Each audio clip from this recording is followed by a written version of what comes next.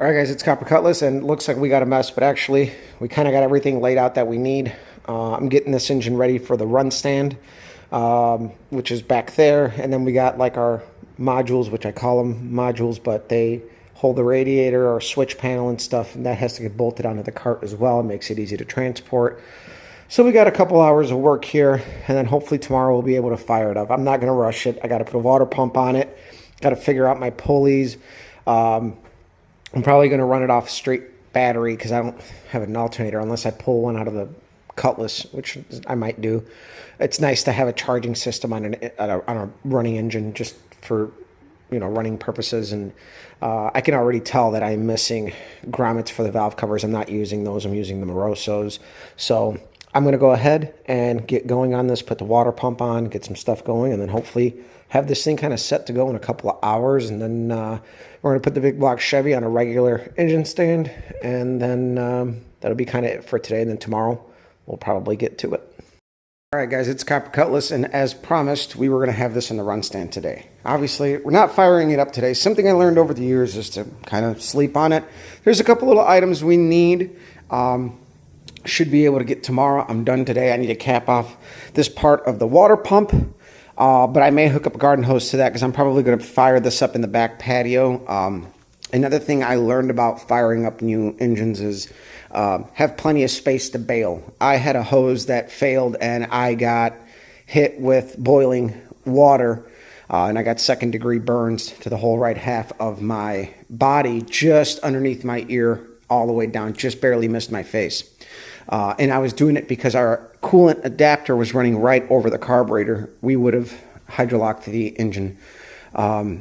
So that was nobody's fault, but that is a good reminder, guys. This is not child's play. You got to be careful with this stuff. So I'm calling it a day today. I hope this water pump works. So you guys remember, like, my doorstop? This is that water pump. I oiled it up. Everything seems good. I actually filled it with water and didn't get any major leaks out of it. As far as the seals go, the impeller is in place, so it should work for our purpose tomorrow on this, even if it leaks a little bit. Again, I'm firing it up for the guy who is interested in it, and that's going to fund our big block Chevy build, which, again, I'm in no rush, but I want to start kind of collecting money for it. And whether this car takes a shit during our season, we'll just race it out with the Pontiac. And we did that last year, and we put a lot of runs on this car this year so far. It's been very good, very reliable. But yeah, I still got to put together a distributor. I got to get another breather and some grommets. I got to find the fuel pump block off for this. It's somewhere downstairs in the basement. I got to fill it up with oil. Just little things like that, and we're going to take our time. We're not going to rush it, so it'll be a tomorrow deal. But the hard work is done. I do have to strap it.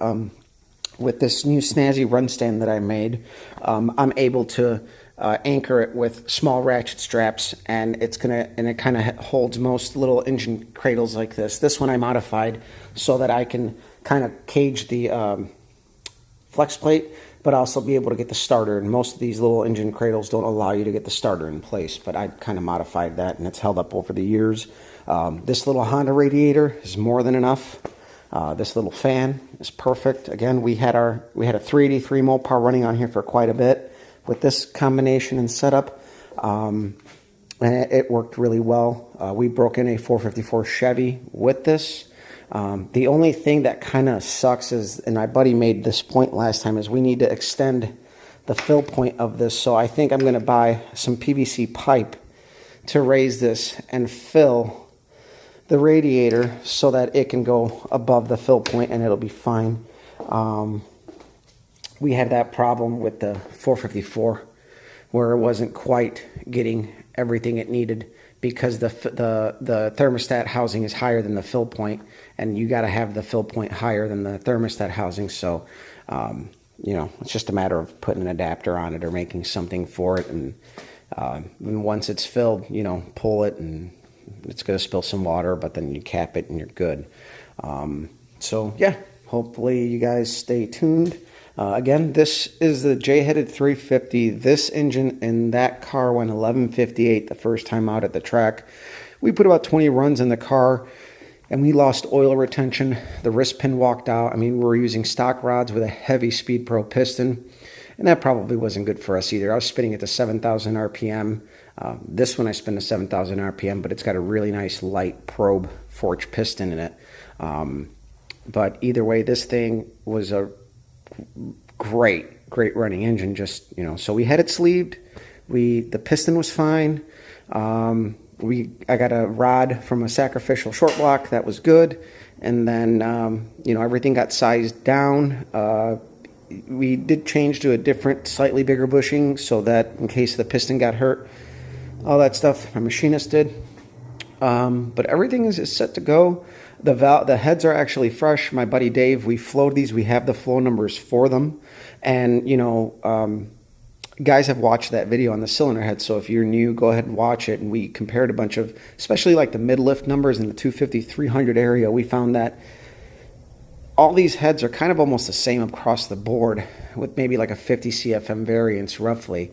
And that's where, you know, you're going to spend a lot of time in the mid-lift range area, as you know, you're only at your utmost RPM, you know, or full valve lift for such a short period of time, as you're on your way up to max lift. So the mid-lift numbers are really important, and what we found is that these J-heads are actually fairly good. They may not be the best castings to work with, but when they were done, there was lack of information out there, and that's what my friend JJ had to work with, and they were done, and they clearly work really well, because you know, we kind of put this combo together with an old Mondello. I think it's an MV 1.2 cam, MV 1.2 cam 1-2, which is like a solid, it's a 560, 560 solid lifter cam with 240, 250 duration. The motor ended up having a little less compression than I thought. I thought I was closer to 10.5 to 1.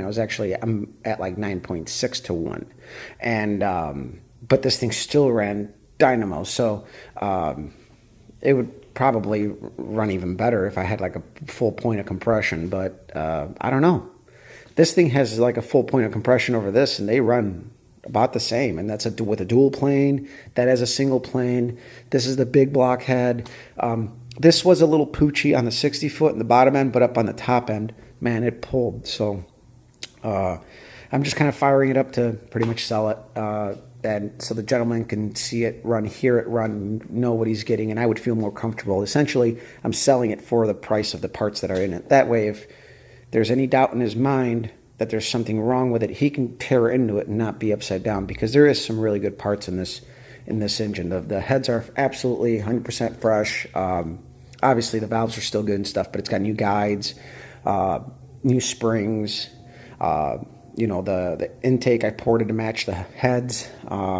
It's got brand new oil pump, deep sump oil pan, Harlan Shop rock arms, ARP studs on the heads, ARP main studs with straps on the bottom.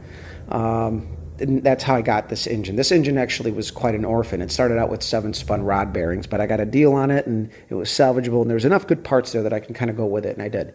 All